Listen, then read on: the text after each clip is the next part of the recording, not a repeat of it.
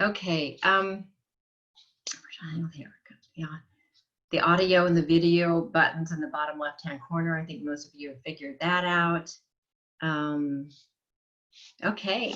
So I'm going to have a couple of helpers through this process, and Judith Corbin Blackburn is going to be helping me with questions that might show up in the chat and taking some screenshots. And so knowing that in that chat button, you can type in whatever you want, welcome, greetings, whatever. I actually really love, after going back and looking to see what everybody typed, because it's impossible to read it all from where I'm sitting in the moment. But that's where you can type your questions. So if I don't actually see it while you're typing, then Judith's going to be the backup. Yeah, Judith did a little wave. So Judith, let me do a quick commercial for Judith, because we have book siblings. I have my book sibling person and my book cousin person on here today. So Judith and I went through this book journey together. We were waiting. We had mutual friends, but we were not personally connected. And through this process, we have become quite connected, because we both received our book contracts from the same publisher on the same day. So we're going back and forth saying, did you get this yet? Did you get that? And my book launched on 4/4 and her book launched on 5/5. How cool is that, right? Oh, yes. So here's her book, though. Oh my gosh. It's a guide to navigating the transition from 3D to 5D and reclaiming the ancient powers of love, creativity, and unity consciousness lying dormant in our DNA. You think we need that right now? Yeah. It's a fantastic book. It's available on all the majors right now. And this is her website, empoweringthespirit.com. Thank you, Judith, for your help. I'm so glad that you're here. Love talking about these fabulous books. And also, oh my gosh, Barb, see, I didn't have yours prepared, but Barb has a book as well. So, and the title is, wait, don't say it. It is, I love, there, yay, I'm fine, just the way I am. So she has this fabulous book out as well. We're book cousins, and hers came out about the same time. So really recommend both of those books. So let's just close our eyes real quick and just get in the moment. Let's take 60 seconds. Close your eyes. Take a few deep breaths. And feel yourself grounded into Mama Gaia and connected to Source, to Spirit. Just get centered and feel the chair. Let the chair support you, gifted.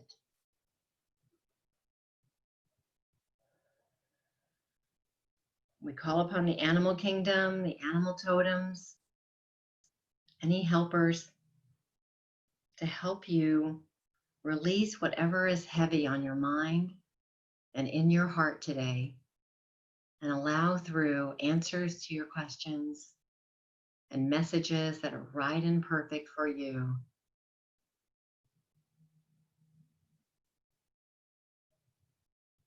Another deep breath.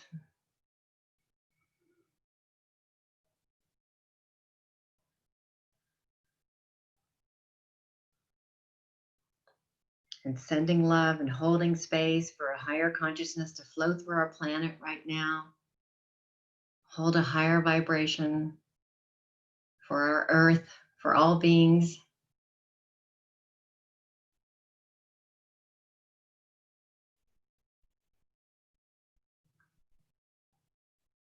And so it is. And so it shall be. Okay, so it's really lovely to see everyone. It's how many we got? We got almost one screen full. Good. I can see almost everybody in the same screen. So I want to tell you about the beginning of Animal Soul Contracts, how this came together. Because it's a pretty, there are some things for those of you that were on my book launch Zoom. There's a few things that I didn't share about this amazing beginning, because this book, from the time of its idea, inception in my mind, to having the manuscript done was months. And I mean, it wasn't even on the radar before. And that's one of those things where it's just spirit guided. It just comes through and the universe is like, this is supposed to happen. And then everything just went bing, bing, bing, bing, bing, all the way through the process. But what happened initially was I had gone through loss of both of my cats, Mai Tai and Sundance. They were elders. They were 17 and 18 years of age. And it was their time. They'd been kind of in what I call hospice care for their last year or two of their lives. And when they passed, I was still grieving, but yet that was also in the same month that I had launched Soul Healing with our animal companions with my publisher, Inner Traditions, Barron Company. And so I had all these dates out of town that I planned to go do book talks, and didn't really want to get any other animals until I stopped traveling. That wouldn't be fair to them. And then simultaneously in the house, and trust me, I don't have a buggy house, I kept seeing spiders. It wasn't like they were all over all the time, but I mean, there were spiders in the house. And another spider, and I'm in the bug relocation system, right? So it's like I do all kinds of techniques to put glasses over the top and a paper on, locate them somewhere. And so I kept doing the spiders, and it was just so interesting. And then also happening was every time I would meditate and close my eyes, and especially when I was outside sitting on the patio, I kept being shown by spirit these 6th grade kittens playing. And I kept saying, okay, I finally get it. I think I'm going to have gray kittens come into my life. And so that's down the road. Thank you, Spirit. I like gray. Kittens are good. I want to when it happens. And so when I, listened to Spirit enough, it kept like, those 2x4s, kept showing me these gray kittens. And so finally with the rescue centers that I donate sessions to, I wanted to explore with them whether or not they had a litter. And of course, 2 of them had litters of 6th grade kittens. And then at about that time, and I didn't put this in the book, and I think it's a fun little detail, I had a dream. And in the dream, Sundance, my kitty who had passed weeks earlier, came to me, and she was riding on my shoulder in the dream. And we were in this inner city walking through all of these blocks and buildings, right? Blocks, for those of you who interpret dreams, I was moving through some blocks I had energetically. And then all of a sudden she said telepathically to me in the dream, she said, I will guide you to the right and perfect place. This is supposed to happen. And I'm like, what's supposed to happen? And then all of a sudden I looked down at the end of a road, and there was this building, and at the top of the building, it said Good Muse.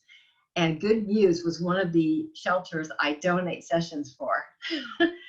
and so I woke up and went, oh man, this is supposed to happen, and I was resistant still because I thought, I'm not ready, I'm still grieving, but it was happening.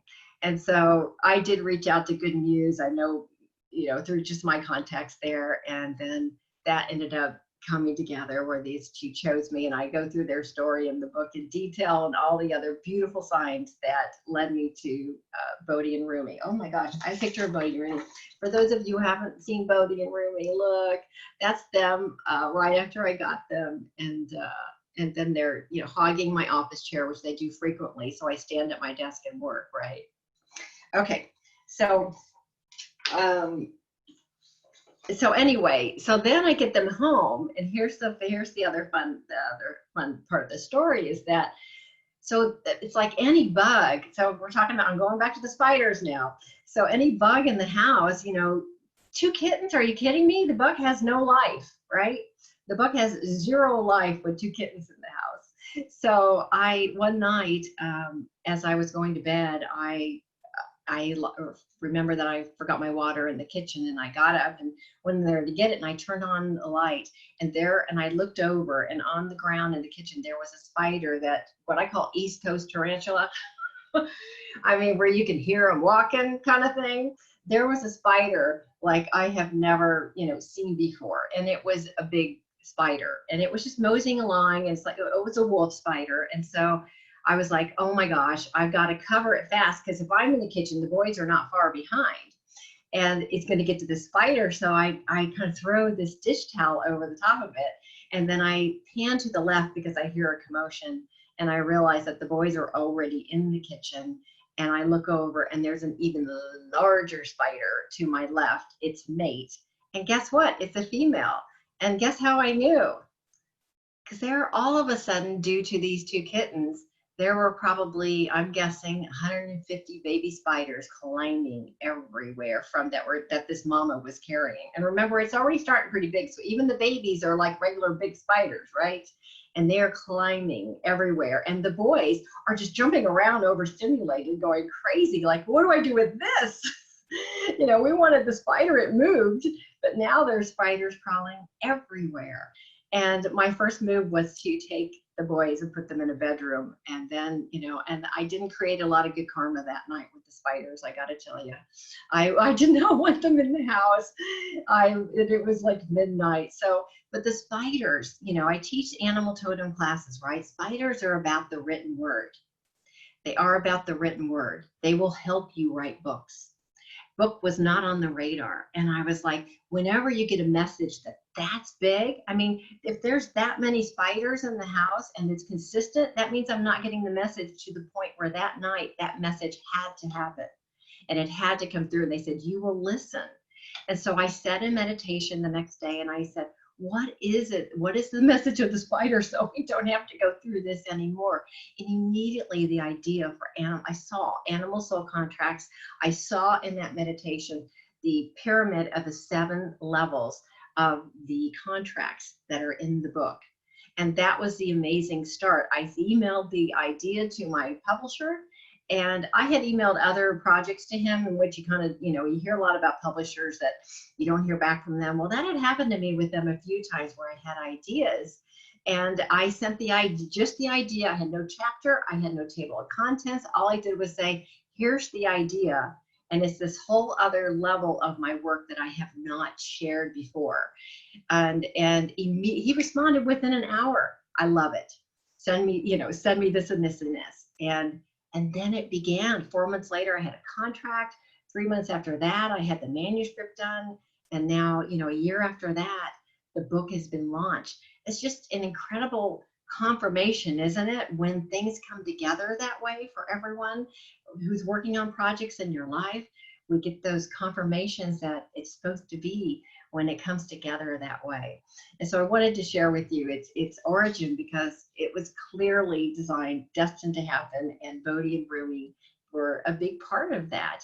And just FYI, I never saw another spider in the house since. Now, there could be single spiders that I never see because I have 2 cats now, and I may not ever see them, but that stopped. It completely stopped. I didn't see the spiders anymore. And it had been months of seeing that spider until it, you know, culminated on that one evening where the message was so big, where I could not miss it. I had to look at it. So if you have anything like that happen to you with any animals that come in your life, there's a message there for you with that.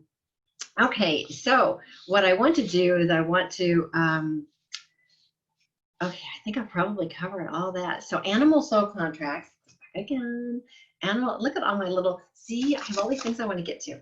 Okay, animal soul contracts is a guide to discovering the spiritual agreements between our souls and those of our animal companions. And a soul contract is really just something that's predestined. It's something that your soul and your animal soul have determined prior to incarnating together to do so for your mutual growth and evolution. And learning along the way, your animals are teachers and guides for you. This is so important for you to realize when you can get to the higher perspective of knowing that you chose to be together for a reason, then it's going to be easier for you to look at their behaviors that you don't like, or you do like, or their physical issues. They're all messages for you.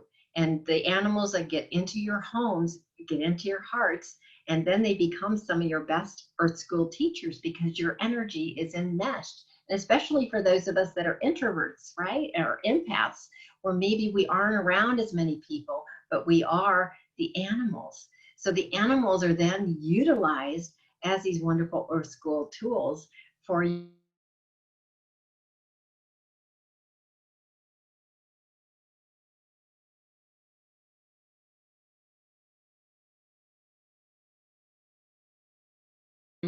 I've about there are always many that are happening simultaneously. It looks like my internet connection is unstable. Can everybody still hear me? You cut out for just a minute, Tammy, but you're back, which is good. Okay, thank you, Judith. I appreciate that. There's a little thing that came up, so I was just going to wait, and I thought maybe you'll still be able to see me. So I'm not sure. Yes, Jeff saw it. Okay. The soul contracts are happening or operating simultaneously. There's not just one type usually with those that you're sharing your home and heart with. There can be just one type with those that come out of your life, or with nature animals that come, and are giving you an important message. You could have a soul contract with them to give you a particular message, but the ones that are in your house and in your heart more, those are the ones where there's usually many operating simultaneously. The tandem healing stories that I have in the book, I have one chapter, it's really the heart of the book, is how I describe it, and it is based on case studies that I did of connecting to animals and people simultaneously to see if they could move through some of their contracts more quickly, meaning if they were together to heal certain things, that could they heal better if they were connected simultaneously during a healing session? And the answer was yes, absolutely yes. And so I've documented the 7 stories in the book that I feel are more common issues that people can relate to, but they also define different types of contracts such that you will be able to identify more within yourself and your animal companions which soul contracts are operating at the same time. And they're beautiful stories, and many people gave permission for me to share some of their very intimate moments that they went through while healing and moving through some of their contracts together. And I'll be forever grateful for their courage to share. And I have another chapter in the book that I really thought was important to be in, called the sacred transition of the animal soul. And that chapter was completely finished, and the book had already gone through editing. It was getting ready to go to print, and then one day I got this call from Jeff, and do you have your last name on? Because I was like, I don't want to say people's last names unless they want me to. But so I work with Gigi and Jeff, and they're Our Pals Place. I donate sessions to them as they need it, and I've worked with their personal animals as well. It's a beautiful shelter. They've got so many facilities now for a store and a place for boarding and training and whatnot, but they're a beautiful couple who has helped, I would guess, thousands of animals, and mostly dogs, but just such heart-centered conscious rescue organization that I'm so proud to be associated with. And I got a call from Jeff, and he said that when his dog Jasmine was pretty, she wasn't doing well and wanted me to do a session on her. And it ended up ultimately that this story had to make the book. And I was like calling my publisher saying, I have one more story, this has to make the book. And it was just a surprise, but it was so important to, I think, so people can see how an animal soul contract shows up in that last hour, even.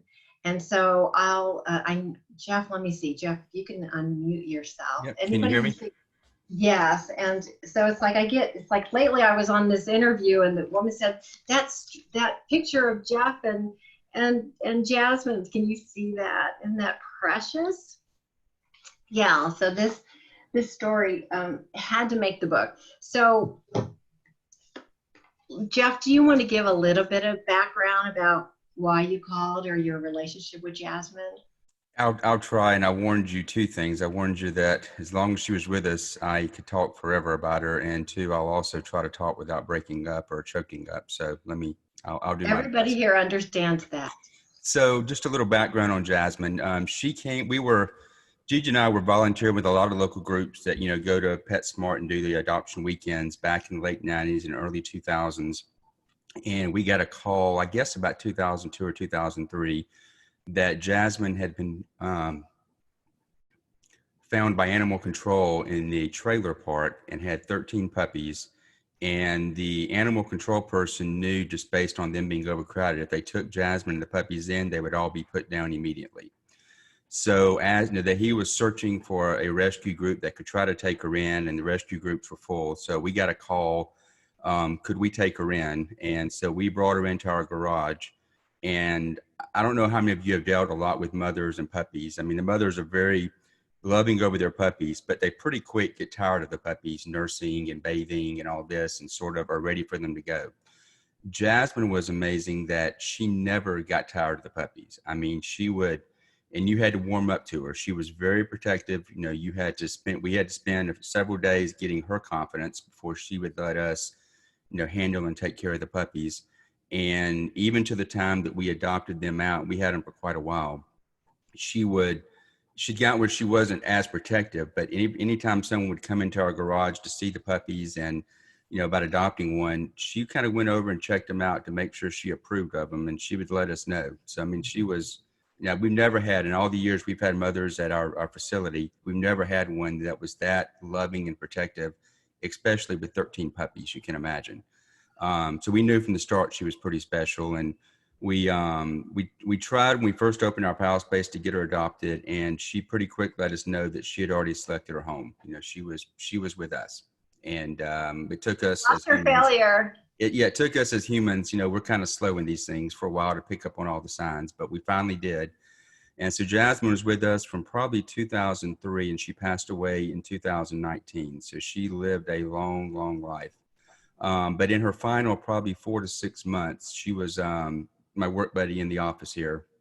I work out of the house, and she her back legs gave out. So probably the last 3 or 4 months, she couldn't get up and walk on her own.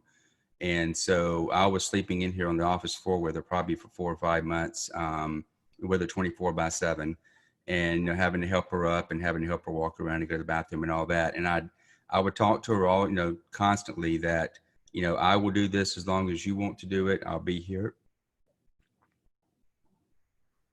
Told you, Tammy, I warned you. I would be here to, you know, to be with her. And she kept eating. She, you know, strong girl. And finally, after about 5 or 6 months, we reached a point where she was ready to go. And that's when we'd been talking to Tammy and doing sessions.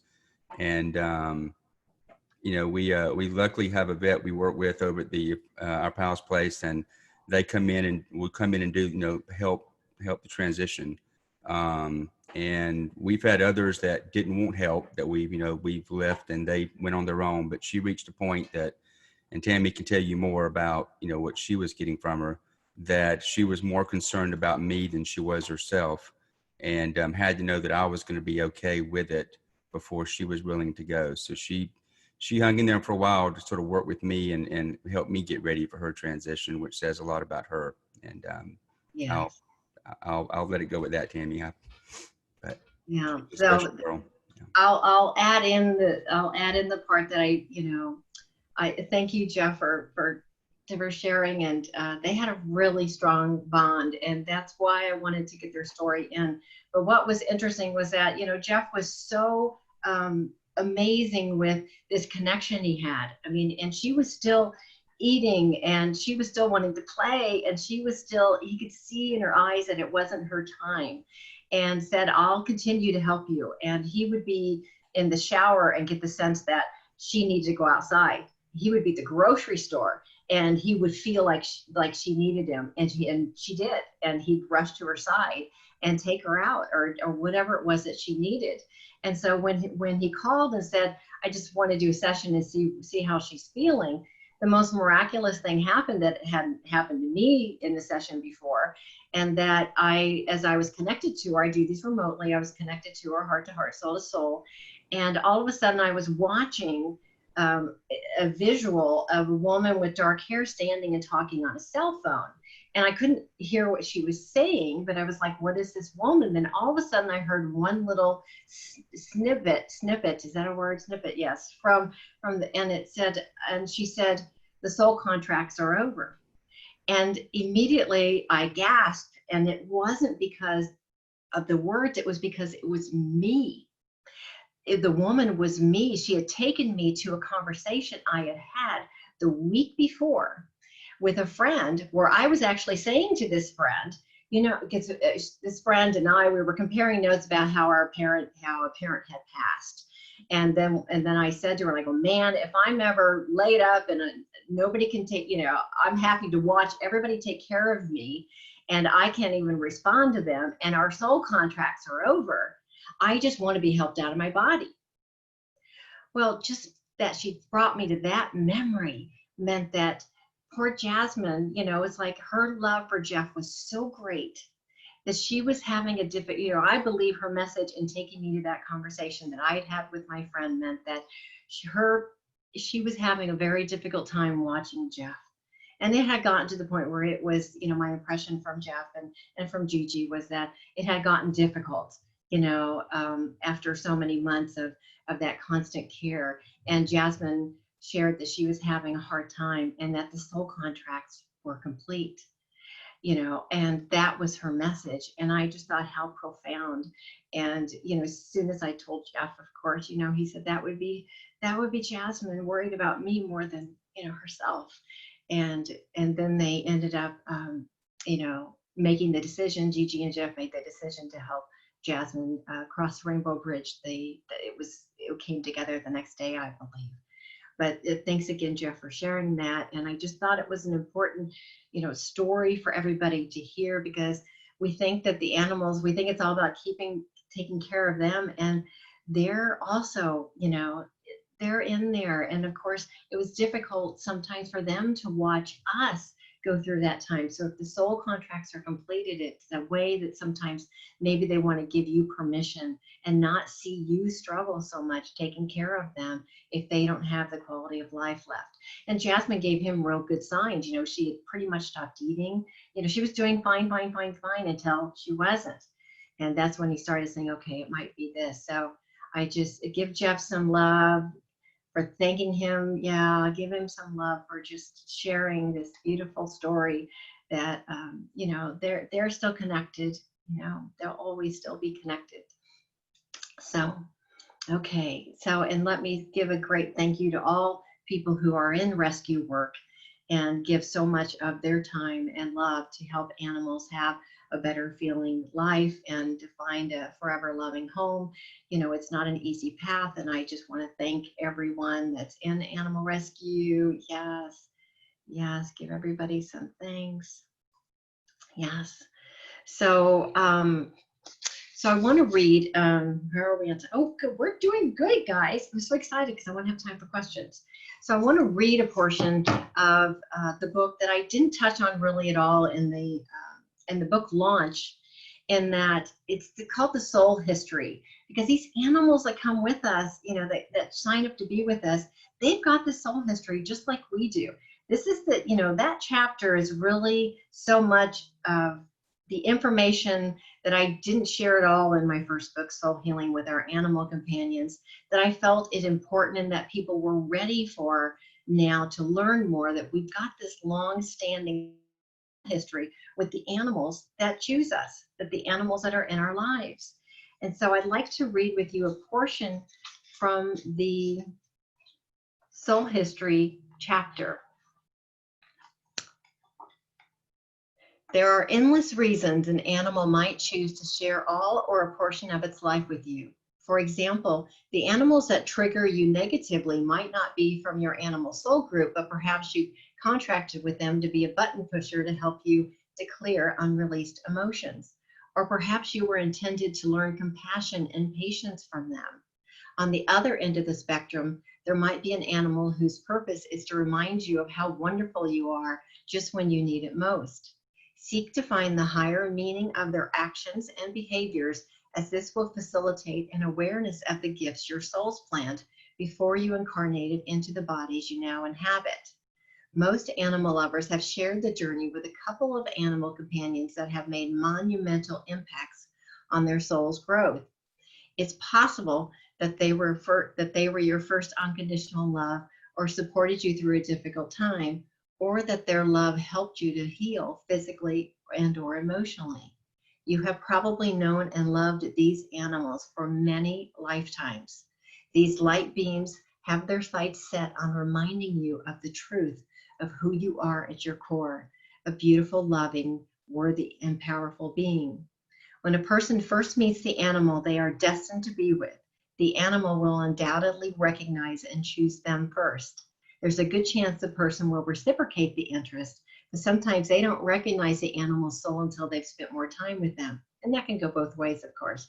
Animals tend to maintain their connection to the divine more frequently than people do. So their first class antenna will recall the pre-birth agreements and intuitively steer them to connect with the right person.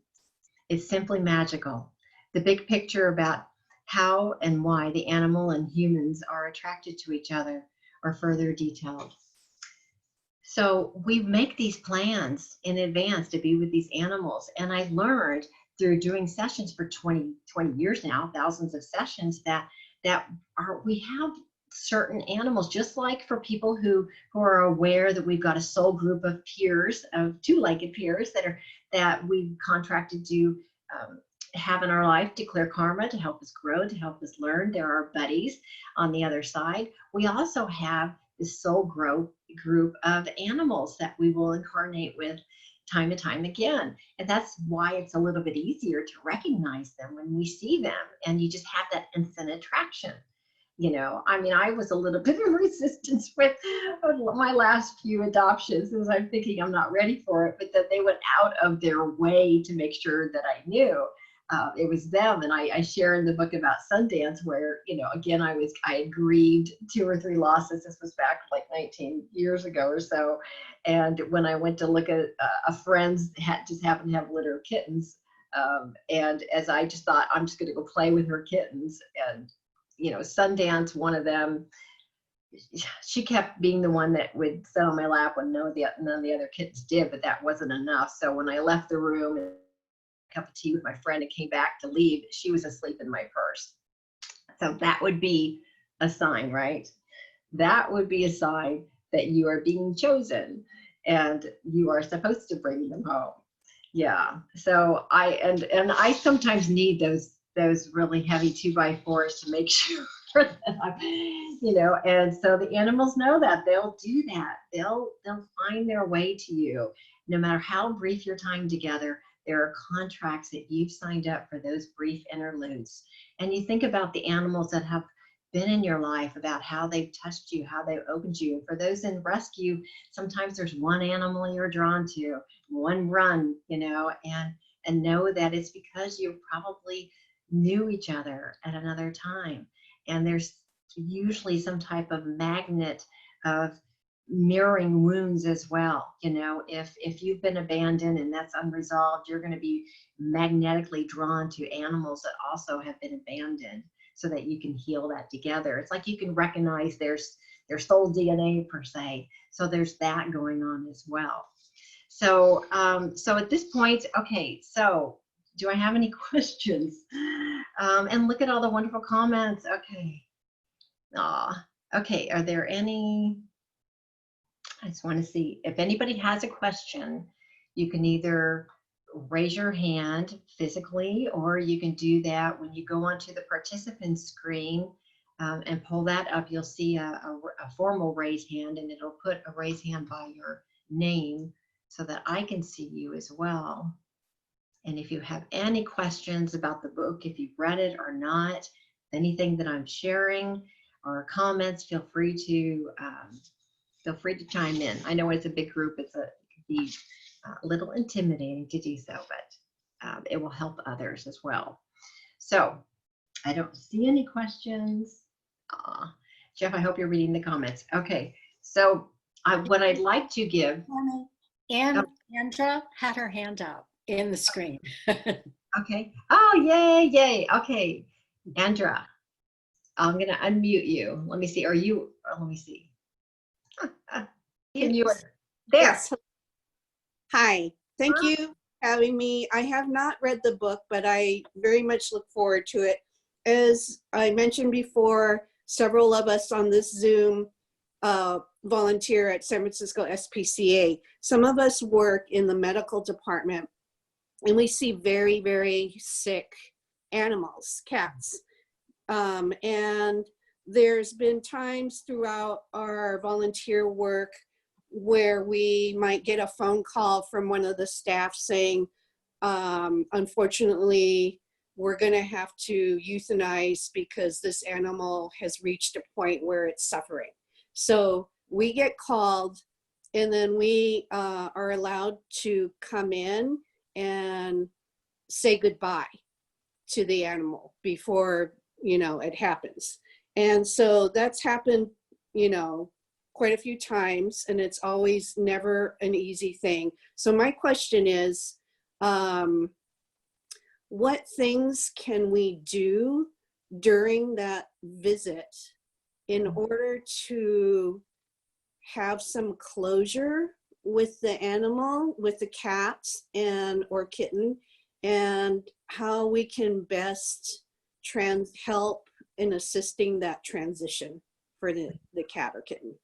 Yeah, such a great question, and thank you all for the work that you're doing, and the courage to hold space during that moment and be that person that goes in and holds that space for the goodbye is a beauty that tells me a lot about you. So thank you.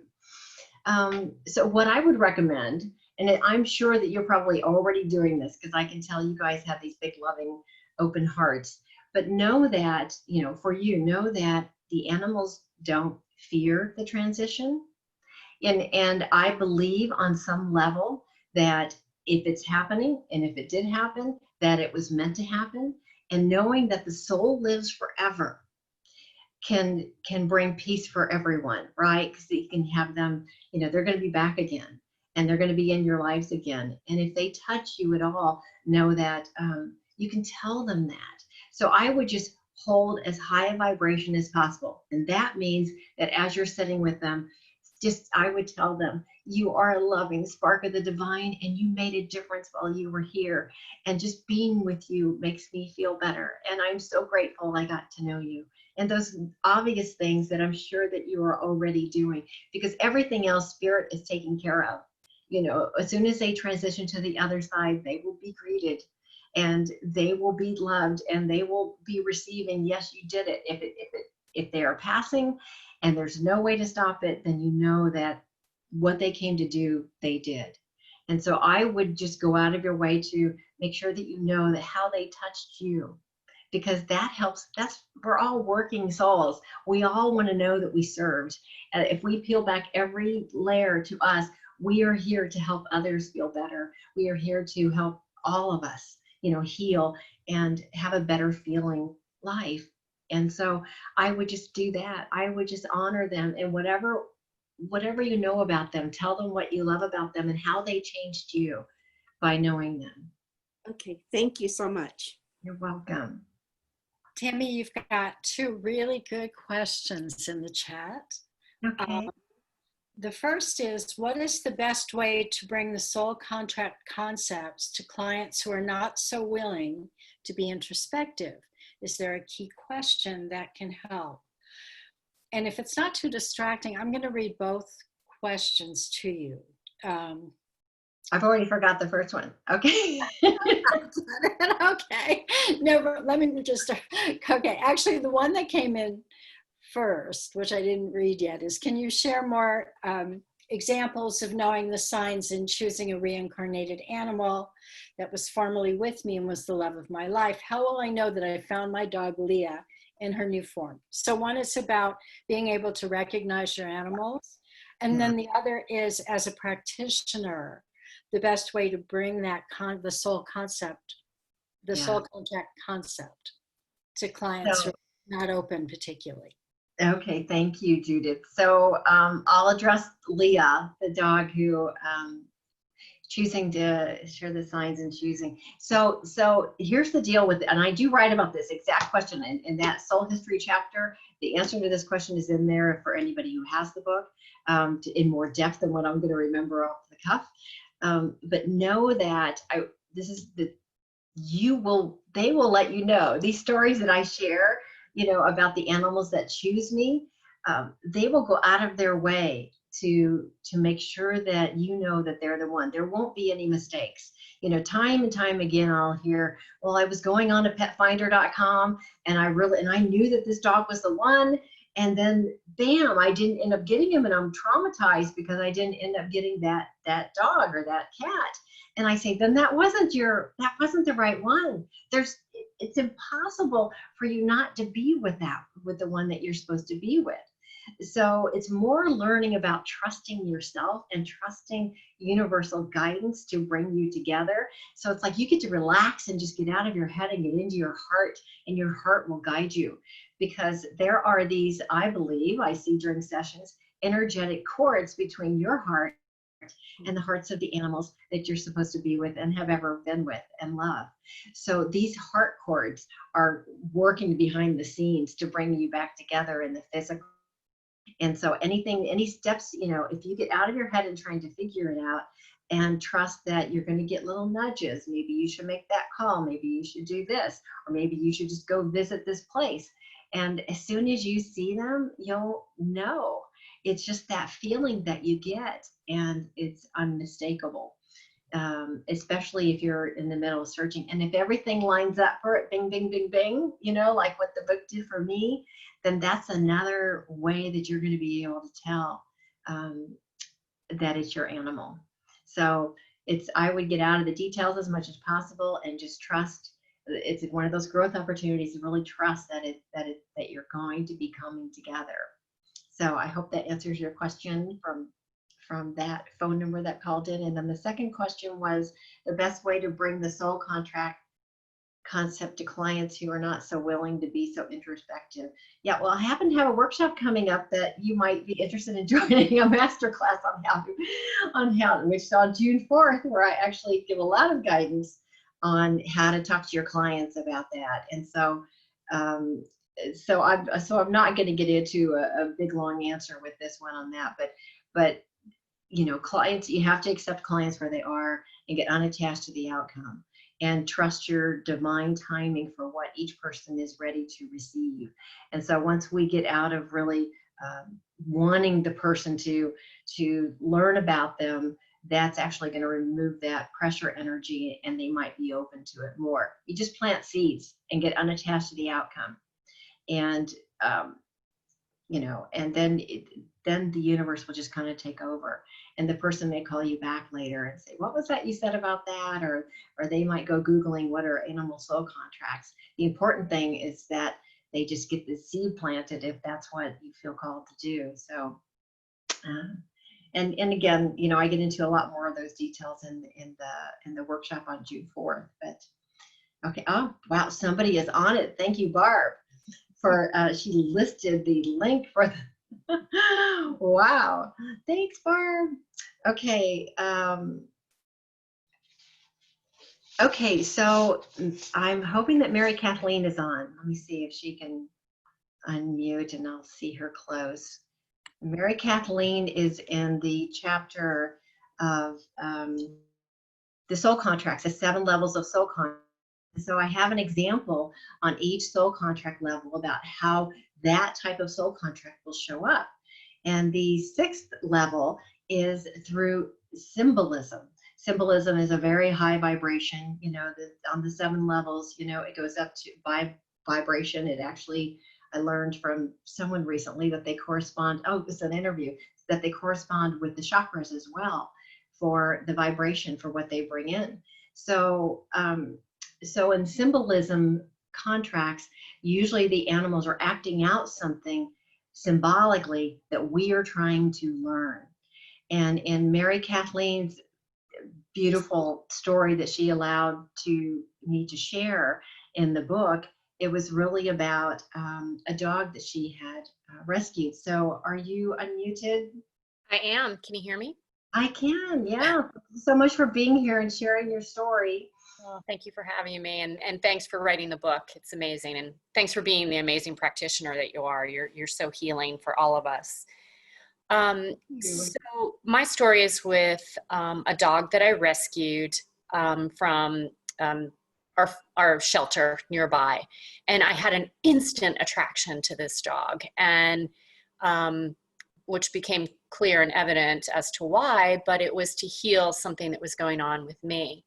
And I have 2 dogs at home already, and then a cat, and then some stray cats. So this dog came into my life and into my house, and she was very, very, very sick. I got her back up and running and healthy. And when that happened, though, she began to act out, and she became very, very aggressive towards my little dog Scruffy. And it got really bad. And Tammy was saying that you have to listen to yourself. I tried everything. And this is all in a matter of maybe a month's time. Hey, Scruff. And the dog that I rescued, I named her Millie. And Millie was much bigger. She was more of a shepherd hound, Rottie kind of mix, very skinny though. And, I went to get advice from a dog trainer, and she said, it sounds like she's escalating. You really need to do something about this. You can make a choice to continue on with her, but it sounds like it's escalating and could be a very dangerous situation. So it became very evident to me after working with Tammy why Millie came into my life. I was dealing with a situation at the office in that I was being bullied, and I just felt so lost and out of control. And that's how Scruffy was acting as well. And Millie just kept going for her and going for her. And in one of Tammy's sessions, she saw something. There was divine intervention for Scruffy, and I'm forever grateful that that occurred. I finally made the decision that I had to take Millie back, as much as it crushed me to do that. I don't like to return an animal. But in working with Tammy and doing tandem healings and just personal healings, she gave me the grace to be able to do this as a healthy way to take Millie back. And we went for a walk. I'm probably going to get a little emotional. I didn't do it in anger. I came from a very loving place with Millie, and we went for our final walk around the neighborhood, and I apologized to her, and I thanked her for coming into my life to teach me the lesson that I needed to learn. And I took her back to the shelter, and it's very devastating, but it was obviously what needed to occur. And Tammy was gracious enough to remind me that when animals do escalate, they might be saying to you as well, I don't want to live in this house. This is not the right fit for me, and I need to go on my journey. Let me go on my journey. So it was grace for both of us to do what we needed to do for both of us. But in my tandem healing session with Scruffy, just before that session, I begged Scruffy to forgive me because I felt like I'd put her in such harm's way. And Tammy was able to see in that session, Scruffy told her, I forgive you. And, I feel so much more at peace through all of that. And to get the higher perspective of what was occurring, I needed to heal my situation with being bullied as well. And I'm eternally grateful to Millie and Scruffy, my goodness, Scruffy, for allowing that to come into my life. So. It was such a difficult situation, and there's no cookie cutter situations, and no cookie cutter rules in every situation with an adopted one. So I thank you, Mary Kathleen, for sharing and giving of your heart. Yes. I mean, it takes so much, to, I hope you're feeling the love. Thank you. I am. Thank you. Yeah. And I went on to write in the book about animals that are returned to rehome, because that can be a hot button, especially for people in rescue, to understand why, that there's a bigger picture, and Mary Kathleen was really instantly drawn to Millie because she was miserable in her run. I mean, she was miserable. She was not at peace there at all. And that was symbolically representing how Mary Kathleen felt at work. She felt miserable. She felt like she was in a cage, and she felt like she was being bullied. And so she was drawn into this symbolic situation. And once that came through, and I didn't know that she was looking for Scruffy's forgiveness when, you know, Scruffy mentioned that, but it was a situation where that choice was the best choice, but the animals always have a higher purpose. And if they're, you know, just like us, that it may have many different relationships in our lifetimes, they're going to have sometimes different relationships if they shine up for spirit, you know, and it could be the next place that the dog goes, that would not happen.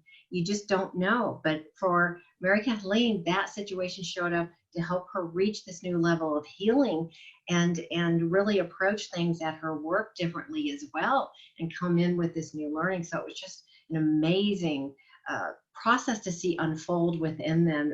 Very difficult for her, and I just really honor. It was the hardest thing. This is a woman who rescues and is into rescue, and it was the last thing she would ever want to do to any animal is to return it. And so there are always situations that come up that once you get to the higher purpose and you can see that, then you can allow the animal to have its journey too, and to take the nugget and say, thank you, I got the message you came to teach me. That will honor them more than anything else.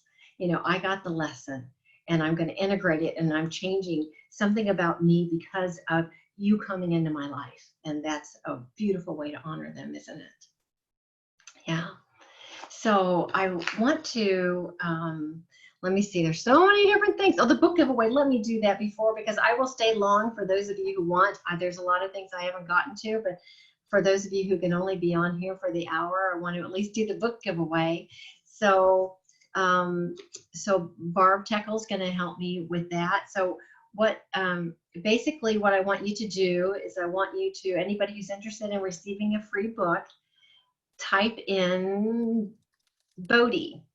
My other casting, I think I did Rumi one other time, so I haven't done Bodhi. So just type in one time per person, and anybody who's interested in a copy of the book, type in Bodhi, and then Barb's going to add up how many people there are, and she's going to take it to this random website where you get to, where it chooses a number within the total number of people who are interested, and then she'll come back with the winner. So while she's doing that, and again, for those who have to jump, so here's my website, here are the 2 books, and here's how to reach me, tammybillups.com. You know, you can buy the books, and I'm sure somebody's typing that in too, right? Somebody type that. Cynthia, will you type that in the chat? So the tammybillups.com and the Tammy at tammybillups.com. So that's how you can reach me. You can buy it on Amazon, Barnes and Noble. You can get it at indiebound.org or innertraditions.com, of course, my publisher, who I think has like 25% off of first purchases. It's like one of those where you go to leave and all of a sudden, bam, you get that coupon that pops up, which is always fun. So, but whatever site you do get it on, if you can write a review, oh my gosh, you have no idea. Reviews are what sells books. And even if you're a non-Amazon person, you can go on one of the other websites and do a review there as well on Barnes and Noble or Inner Traditions.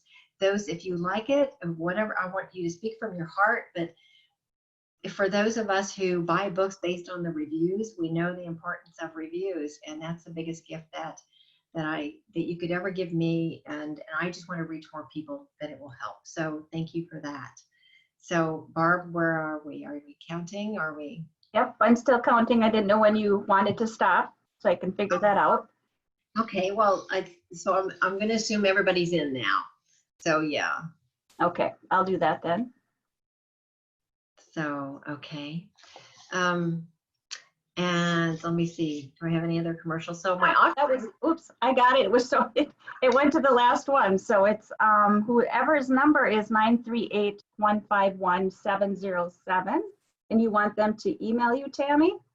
yes, so email that Tammy at tammybillups.com, and we will, whether or not you want it signed, that yes, so just send me your physical address, whoever that is. That's the person who had the conversation about the dog, which is kind of interesting. I love that. It's like a little divine meeting there that she's going to get that.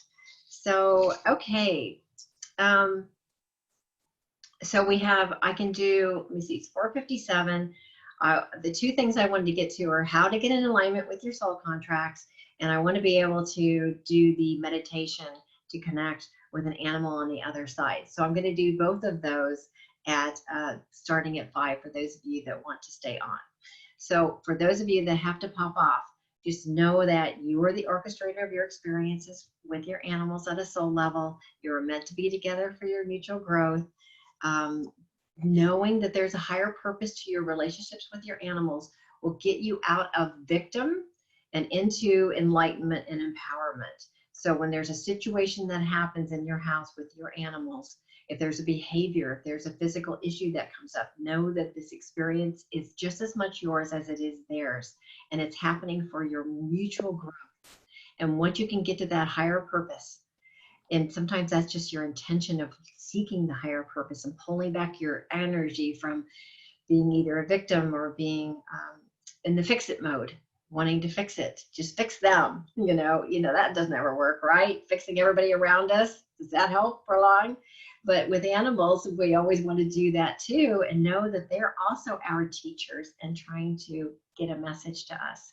So I'm going to read you one other little portion of the book that I love. It would behoove you to allow your animals to help you raise your level of consciousness by emulating the life skills they have mastered with ease and grace. They set an impeccable example to remind you that you too can source unconditional love from within yourself. In doing so, you will, like them, live in the present moment and accept yourself for who you are, with the skills and challenges unique to your evolutionary journey. Love yourself through transformative times. You don't have to do it alone. Your connected, conscious, beloved animal companions and light team are with you on the revolutionary conscious path. May you discover your inner light and come to know the source of love for yourself that is like no other. Thank you for all you have done and are doing to reveal your light and serve and honor animals by exhibiting kindness for all beings. Yes, so for those of you that have to go, I understand. So let's just move on, and I thank you for being here. So I want to talk about bye-bye for those who are leaving.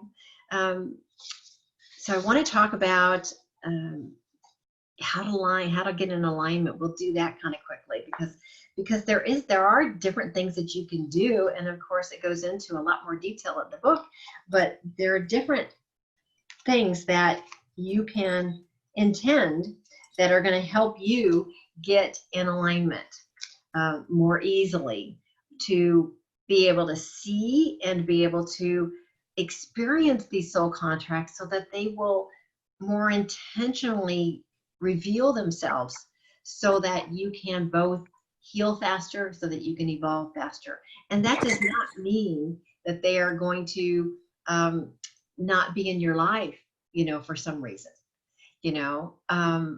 A lot of times I wrote a whole section about the elephant in the room, because some people will say, well, if I figure out what the soul contract is, does that mean they're leaving me? No is the answer. No is the answer. No is the answer. Yes, we can look back and say, our soul contracts were completed, like Jeff and Jasmine's story. Yes, their soul contracts were completed, but they are not going to be running out of soul. If you finish one soul contract, there's going to be another one to do, because there are so many operating at the same time. And so, at those lower, at those pyramid of soul contracts, of those 7 different, contracts. So I haven't shown that. I don't know if I have that easily. So it's like that pyramid. So at the bottom, there's the physical levels where you're, mirroring more of the physical stuff. The next level up from that is where you are mirroring and healing your emotional wounds together. So those are the ones that, gosh, if we can move through those, and then life is just about the symbolic ones, or the, unconditional love or peace or acceptance, or some of those higher vibrational things, and those come to us much more quickly. And they're much, they can be easier to experience by far. So one of the things, the number one thing that you should do, and I'm not going to go through them all, the number one thing that you should do when you're wanting to recognize the soul contracts is make an intention to do so. It's all about intention, right? So I say make an intention to come into alignment in order to receive the gifts embedded in every experience with your animal. Bam. If you just said that each day, let me come into alignment. Let me hold that intention for that experience and then pull back and look at things from a higher perspective. That's going to enable you to see what's operating within the relationship more easily. So one, make your intention. Okay. And then when you are in the land of ambiguity and trying to achieve clarity within any subject on your animal, sometimes it's like, what in the world could this be? What's going on here? Well, I don't know what the higher purpose is. I just want it to change. I don't want to know what it is. And sometimes there's a situation that's going to come, and we've all had those with our animals. It's like, I could care less about the contract. Just fix it. I don't want to go there anymore, or I want them to feel better. I mean, that's one of the hardest things is to see our animals not feeling well. We want them to feel better. So when you are in the land of ambiguity and trying to achieve clarity with any subject regarding your animal, utilize your established heart connection for guidance. Go to your heart. Go to that heart cord I talked about, that energetic heart cord that you have with your animal, and sink into a quiet time and just get to your heart and then visualize that connection. And we're going to do that in the meditation in a minute. And we can use that meditation for many different things. And one is that if there's some situation in your house and you're wanting answers and you're wanting to know the higher purpose, go to what's within you first before you call for help. Because your established connection you have with your animal is stronger than any guidance you will receive outside of yourself. Oh, I wish I had written that line down. So it's You're recording it. yes. Yes. So just going to your heart, and really establishing, going to that heart connection and saying, what is the message here? What is the message for me? And then you're waiting, and then it's going to come to you in all those lovely universal ways that it can come to you. It's going to come to you in a dream, or it's going to come to you on the billboard, or somebody's bumper sticker, or you'll just know, or somebody to call. It's going to happen much more easily. Trust that when your soul agreements reveal themselves to you, it is a matter of divine timing. It is a matter of divine timing. We can want to know something all day long, but if your psyche is not ready and it's not going to help you or them in any way to know what that is, it's not going to come through. So trust the timing of when the soul contracts are going to reveal themselves. When I first started doing the case studies and asking for people I was like offering a half off of a package of 4 sessions for people who wanted to do the tandem healing case studies with me. So many of them said, I just want to know what my soul contracts are with them. I just want to know. And I always say that knowing versus feeling. We can know all day long, but that doesn't help to live out the soul contracts for why you came together. The knowing doesn't help. It's the living of the soul contracts with them. That's the juicy, yummy stuff that we want to get to. So the knowing's in the head, the living out is through the heart. And that's how you're going to more quickly find out what the soul contracts are that you have with your animals. Okay, so let's go, and there are other tips, but let's go to that meditation, because I put a meditation in the book to learn how to connect with an animal on the other side at the end of the Sacred Transitions for the Animal Soul chapter. But you can use this meditation for any time you have a question, whether or not they're in body. But I know so much of the time, I get so many calls around people who, can I just know that my animal on the other side is okay? Can you just ask them if they forgive me for how it ended? All of those types of things. You can do that with your own heart connection. And I know it's difficult when you're in the middle of a very difficult emotional moment, but trust me, this is a growth opportunity for you to go to your heart and connect with your animals yourself is the way to get the clearest information. So that's a knowing. So that will appeal, right? So Okay, so if everybody, how many people we got? 25. Okay, so let's close your eyes and let's, I want you to pull up an animal that you want to connect with in any way, shape, or form. Take a deep breath and relax by taking several deep breaths. Deep breaths. So call upon your animal soul and ask them to join you now. You can do this telepathically, you can voice it, or both. But imagine this animal sitting in front of you, next to you, maybe on your lap, however they would normally show up for you.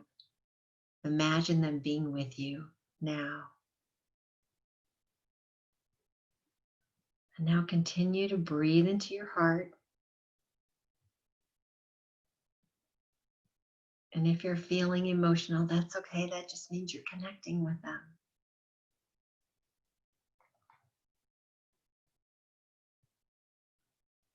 Now imagine a beautiful metallic golden cord of light connecting your heart to theirs. See this cord in your mind's eye.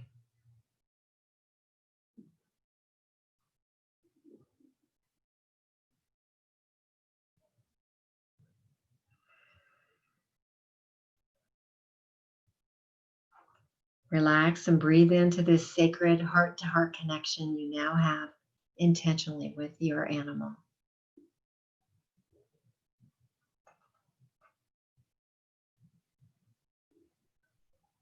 Feel the love flowing through the connection.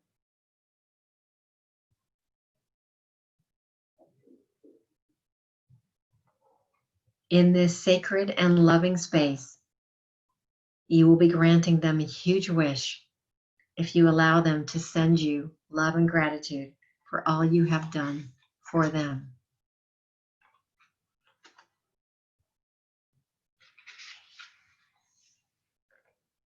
Breathe and receive. Breathe and receive.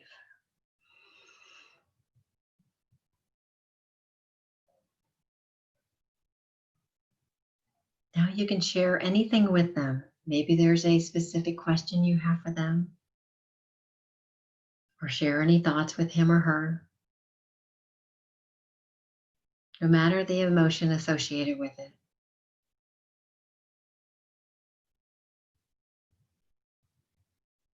Express your thoughts to them through this beautiful heart cord.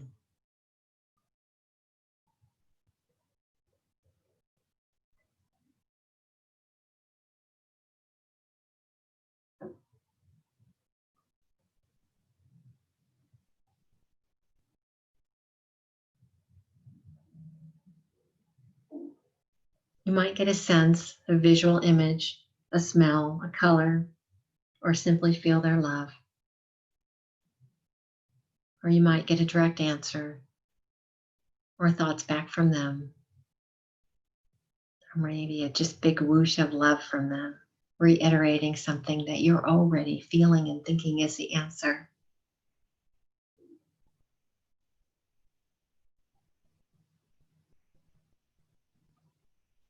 Let your animal's soul help you heal any part of you that is hurting around your thoughts and question now.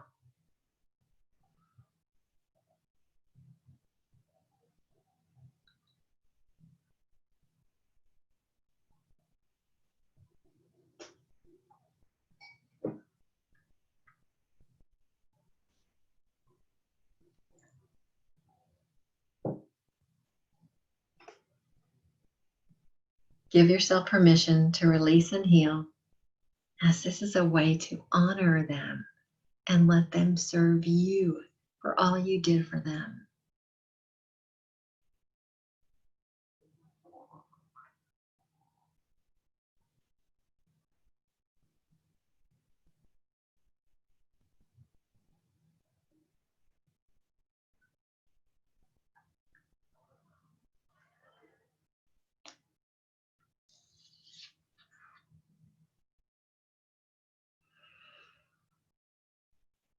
And now express gratitude to this beautiful soul that touched your life, touched your heart, changed you for the better.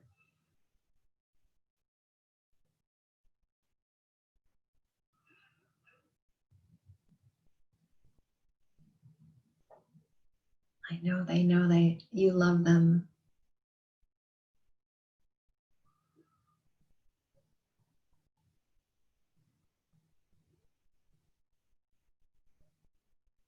And when you are ready, come back to this place and time.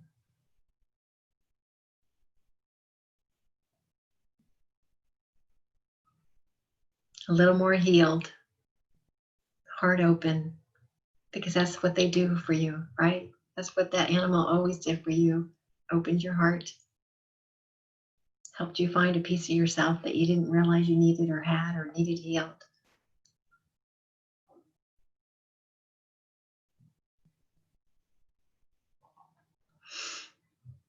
Yeah, thank you. Thank you for communicating with your animal and connecting with them.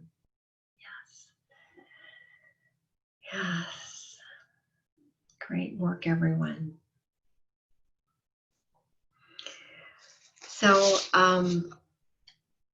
yeah, I love leaving it at this. I love closing with this meditation because now this animal that you called in has opened your heart in a new way, has helped you heal something that you needed to heal. And you can do that time and time again with them. And we don't have to avoid going to these emotional places because our animals still heal. And when we heal, everything is easier. We're raising our vibration with every tear. Every tear. I mean, I remember texting a friend not all that long ago. She happens to be on here, and saying, "I need to cry, and I can't." And she immediately texted me a picture of my cat, Mai Tai, and then they just flowed. And I said, "Thanks, got it, that did it." All I have to do is think of him, and it opens my heart. And we don't have to avoid those beautiful emotions that these animals come and bring to us and share with us. So I thank you all for being here today. I hope you love the book, and if you do, please review it. And go on my website if you don't, all my services. And I also have a mentoring program for practitioners with animals. And I have a few events that are coming. I'm putting together, it's weird, within the next 48 hours, I'm actually going to have posted on my website. It's not today, a Zoom series, webinar series based on the book. So that is happening. It's several parts, and I can't wait for it. I'm so excited about it. I really wanted to wait with the time so enough people have read it, but you don't have to read it to join in. You'll learn that as well. But I wanted it to get out there long enough. But that's going to be posted soon too. So if anyone else has any final thoughts or questions, put those in the chat. You're welcome, everybody. Okay. So, okay, well, any other, if there isn't anything else, then we're going to sign off. But thank you for all you do for animals. And I hope you honor and love the soul contracts you have with every single of these light beings that have come in your life, however short the time. So much love to everyone. And I'm going to stop the recording now. So it's so great to see you. Thanks for coming, and great to meet the new people as well. Cheryl, I didn't see you. Hi, Cheryl. And Kathy too. I didn't see Kathy. Hey, two Kathys. I love it. Thank you for being here. I'm so grateful. And the person who won the book, make sure that you email me. I see the 938. So just make sure that, or you can put it in the chat if you're comfortable. I'll get that as well, or email me. But I'm so excited that you won. So, okay. Well, logging off then. Thank you, everyone.